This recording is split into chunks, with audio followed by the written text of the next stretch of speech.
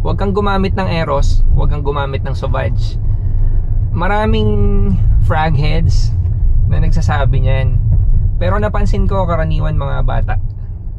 So ang assumption ko ngayon, mga nakikigaya lang sila dun sa mga foreign reviewers tsaka sa mga influencers, kasi yun yung lagi nilang litanya. Kapag Sauvage, magiging kaamoy ka daw ng ex ng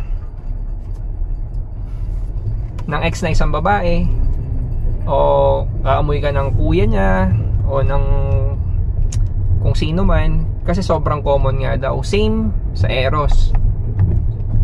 Pero totoo ba? Na-experience nyo na ba yun na katrabaho nyo, kaamoy nyo?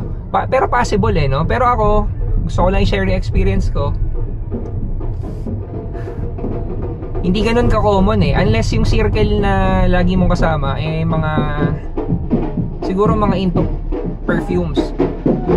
Sa experience ko kasi, ang mga Pilipino hindi karaniwang nagpapabango. Hindi.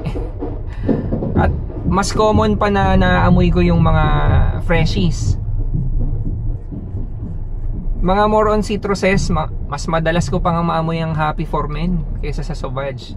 So para sa akin, hoax yung sinasabi na ganun. Baka sa ibang lugar. Nag-work ako sa BGC, nag-work ako sa Makati, nag-work ako sa Ortigas. Fieldwork lahat yun. So umikot ako sa buong Pilipinas. Hindi ko masabing ganun ka-common. So siguro hindi applicable dito sa Pilipinas yung sinasabi nilang ganun. Pero baka mali ako.